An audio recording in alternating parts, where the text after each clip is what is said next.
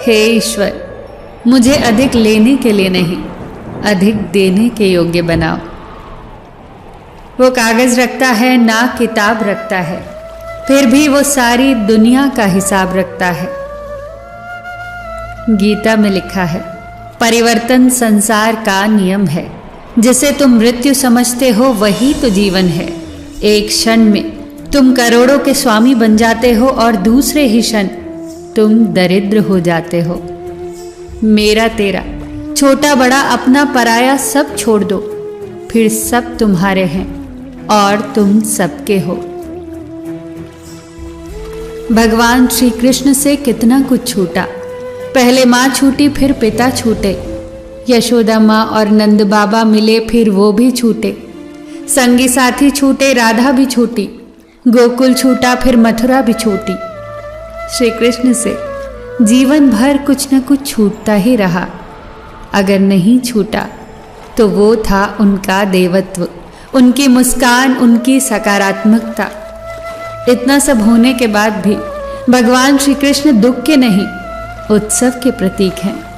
सब कुछ छूटने पर भी कैसे खुश रहा जाता है, ये श्री कृष्ण से अच्छा कोई और नहीं सिखा सकता।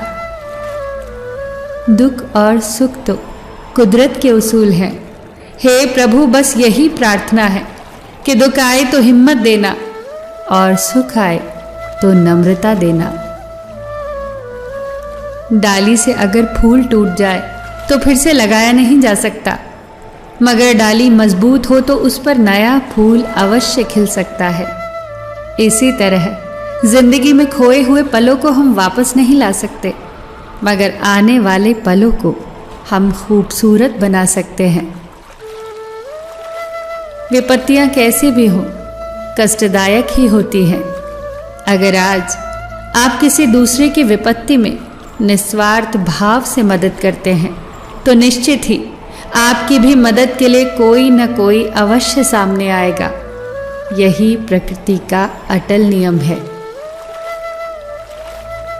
जीवन में कभी आगे होने का घमंड और पीछे होने का अफसोस नहीं करना चाहिए, क्योंकि सेना के दल में खड़े सैनिक को जब सेना प्रमुख पीछे मुड़ने का आदेश देता है तो आगे खड़ा व्यक्ति पीछे और पीछे खड़ा व्यक्ति आगे हो जाता है। इसी प्रकार ईश्वर कब पीछे मुड़ने का आदेश दे दे, कोई नहीं जानता। इंसान घर बदलता है, लिबास बदलता है, रिश्ते बदलता है, दोस्त बदलता है, फिर भी वो परेशान रहता है क्योंकि वो खुद को नहीं बदलता। उम्र भर गालिब यही भूल करता रहा, धूल चेहरे पर थी और आईना साफ करता रहा। जिंदगी जीनी है तो तकलीफ तो होगी ही, वरना मरने के बाद तो जलने का भी एहसास नहीं होता। जब एक दरवाज़ा बंद हो जाता है तो कुदरत दूसरा दरवाज़ा अपने आप खोल देती है, पर हम अक्सर बंद दरवाजे को इतने अफसोस और निराशा से देखते हैं कि हमें वो दरवाज़ा दिखाई ही नहीं देता जो हमारे लिए खोला गया है। रोज़ाना मंदिर जाना उत्तम है, रोज़ाना जप करना भी उत्तम है, रोज़ाना गीता पढ़ना भी उत्तम है, लेकिन अपने अंदर झांक कर देखना किसी दिन एकांत में बैठकर कि इतना करने के बाद आपके अंदर कोई परिवर्तन हुआ। क्या कुछ कुछ पराये अपने से लगने लगे हैं? क्या प्रकृति की धीमी धीमी आवाज़ आपके मन को भाने लगी है? क्या कभी कभी बिना कारण आंखें भर आती है? क्या कभी ऐसा लगता है कि पेड़ पौधे आपसे बात करना चाह रहे हैं? क्या कभी ऐसा लगता है कि खिलता हुआ फूल आपसे मिलना चाह रहा है? जब आपको ऐसा लगने लगे कि आप अकेले नहीं हैं, पूरा ब्रह्मांड आपके साथ है, तो समझ जाना कि आप सही राह पर हैं।